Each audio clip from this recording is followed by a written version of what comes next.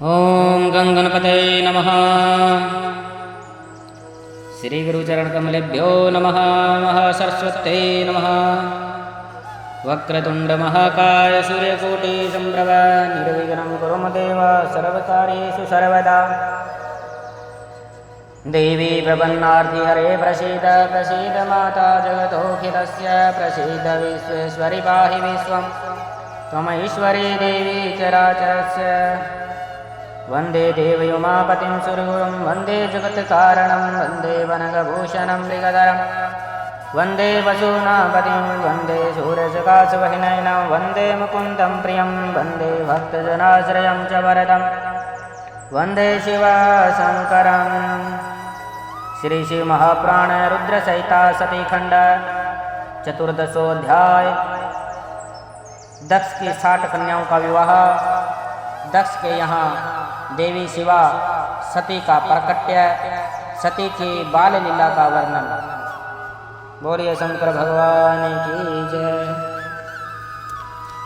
ब्रह्मा जी बोले, हे देवमुने, इस समय में लोक पितामह ब्रह्मा भी इस चरित्र को जानकर प्रीतिपूर्वक शीघ्रता से वहां पहुंचा।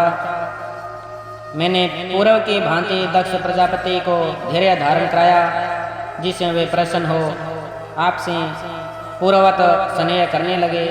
हे मुनिवर्य, मैं देवताओं के प्रिय अपने पुत्र आपको प्रेम पूर्वक बहुत धीरज देकर अपने साथ लेकर आश्रम को लौट आया। तदंतर दक्ष प्रजापति ने मेरी आज्ञा से अपनी स्त्री से 60 सौभाग्यवती कन्याओं को उत्पन्न किया। दक्ष ने आलस्य रहित होकर उन कन्याओं का विवाह धर्माधिकों के साथ जिस प्रकार किया, उसे प्रीतिपूर्वक सुनिए। हे मुनीश्वर, उसको मैं कह रहा हूँ। हे मुने, दक्ष ने 10 कन्याएं धर्म को, 13 कश्यप मुनि को और 27 कन्याएं चंद्रमा को विधि पूर्वक दी। 2 कन्याएं अंगिरा तथा कृशाश्वकों को और अन्य कन्याएं ताक्षर्य को दी, जिनकी प्रसूति परंपरा से यह समस्त जगत व्याप्त है। विस्तारक के भय से मैं उनका वर्णन नहीं कर रहा हूँ। कुछ लोग शिवा को इन कन्याओं से ज्येष्ठ कहते हैं, कोई मध्यम और कोई सबसे छोटी मानते हैं, किंतु कल्प भेद से ये तीनों ही सही है। कन्याओं की उत्पत्ति के अनंतर पत्नी सहित दक्ष प्रजापति ने अत्यंत प्रेम से अपने मन में जगदम्बा का ध्यान किया। उन्होंने गदगद स्वर से प्रेम पूर्वक विनय युक्त होकर हाथ जोड़कर बार बार नमस्कार करके उनकी स्तुति की। तब वे देवी संतुष्ट होकर मन में विचार करने लगी कि मुझे अपनी प्रतिज्ञा को पूर्ण करने के लिए वीरिणी में अवतार लेना चाहिए। इसके बाद उन जगदम्बा ने दक्ष के मन में निवास किया। हे मुनि सत्तम, उस समय वे अत्यंत शोभित होने लगे। उन्होंने उत्तम शुभ मुहूर्त में अपनी स्त्री में प्रसन्नतापूर्वक गर्भाधान किया। तब वे दयामयी शिवा दक्ष पत्नी के हृदय में निवास करने लगी और दक्ष की स्त्री में गर्भ के समस्त लक्षण प्रकट होने लगे। एतात गर्भ में शिवा के निवास के प्रभाव से वे दक्ष पत्नी वीरिणी महामंगल स्वरूपा और पहले की अपेक्षा अधिक प्रसन्नचित हो गई। उस समय दक्ष ने अपने कुल के संप्रदाय के अनुसार, वेद के अनुसार तथा अपने सम्मान के अनुरूप प्रसन्नतापूर्वक पुष्पवनादि सभी संस्कार किए। उन पुष्पवनादि कर्मों में महान उत्सव। दक्ष प्रजापति ने ब्राह्मणों को उस समय यथेष्ट धन प्रदान किया। उस समय विष्णु आदि सभी देवगण देवी को वीरिणी के गर्भ में आई हुई जानकर प्रसन्न हो गए और वहां आकर उन सब ने लोक का उपकार करने वाली उन जगदम्बा को बार बार प्रणाम करके उनकी स्तुति की। इसके बाद प्रसन्नचित होकर वीरिणी तथा दक्ष प्रजापति की बहुत ही प्रशंसा कर वे अपने अपने घर चले गए। हे नारद, इस प्रकार 9 मास पूर्ण हो जाने पर समस्त लौकिक क्रिया कर लेने के बाद जब 10वां मास पूर्ण हो गया, तब वे शिवा चंद्र ग्रह तारा आदि के अनुकूल होने पर सुखद मुहूर्त में शीघ्र ही माता के सामने प्रकट हो गई। उनके उत्पन्न होते ही प्रजापति दक्ष बड़े प्रसन्न हुए तथा उनके प्रकट तेज को देखकर उन्होंने उन्हें वही शिवा देवी समझा। हे मुनीश्वर, उन देवी के उत्पन्न होते ही उस समय आकाश से पुष्पवृष्टि होने लगी।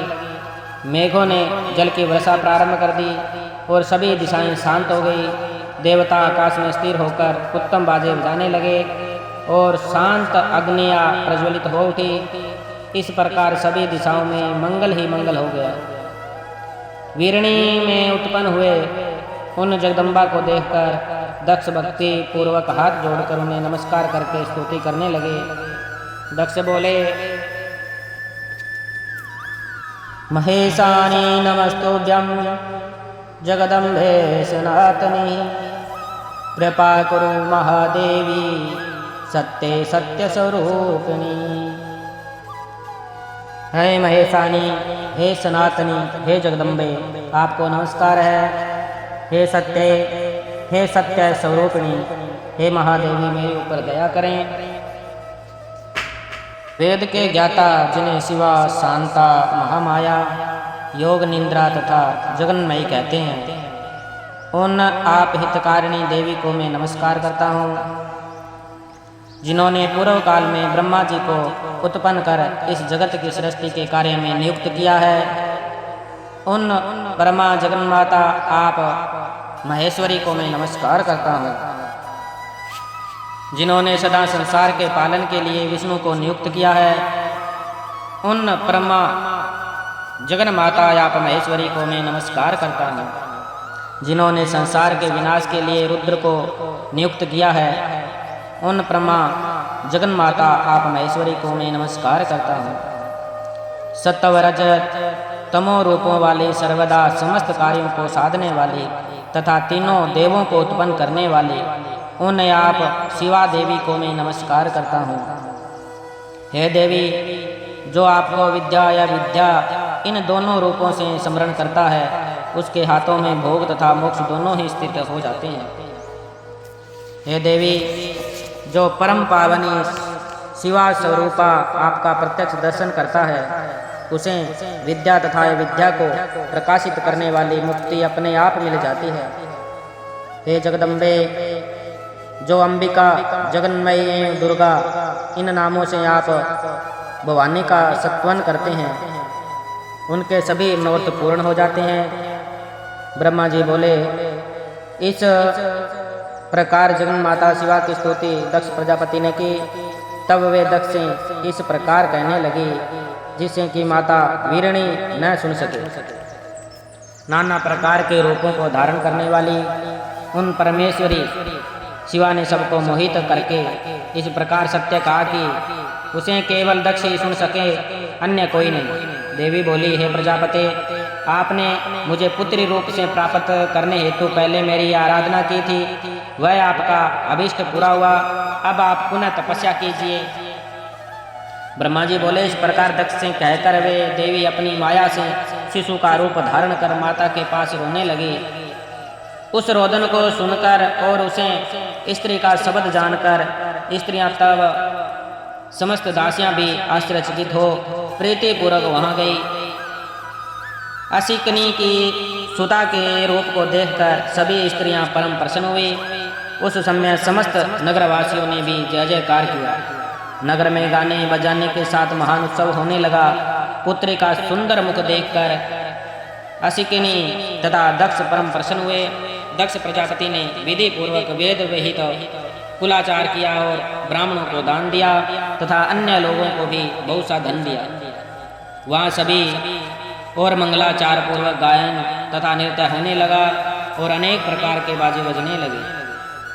शिवा के जन्म के समय विष्णु आदि सभी देवगण अपने अपने अनुचरों तथा मुनियों के साथ आकर यथाविधि अनेक उत्सव करने लगे।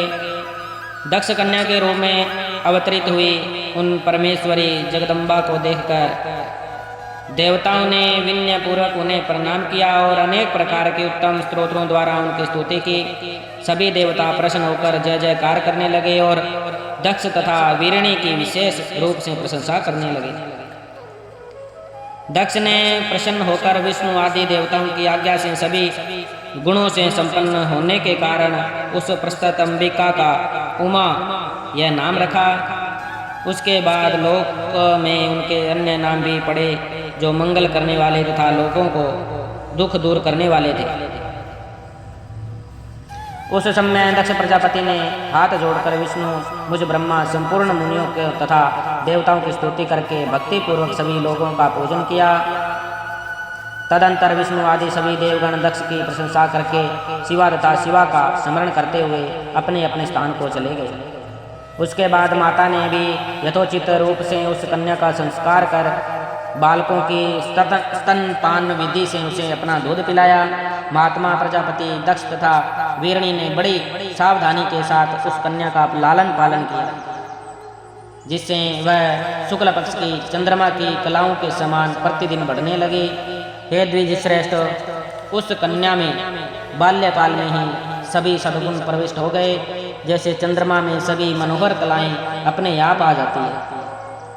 जब वह सखियों के बीच में जाकर अपने भाव में मगन होती थी तब प्रतिदिन शंकर जी की प्रतिमा का बार बार निर्माण करती थी। जब वह शिवा बालोचित गाने गाती तो वह काम पर शासन करने वाले हर रुद्र तथा ताणुओं का गाने के बहाने स्मरण करती थी। दक्ष प्रजापति तथा वीरणी का स्नेह दिन प्रतिदिन उस कन्या पर बढ़ता ही गया।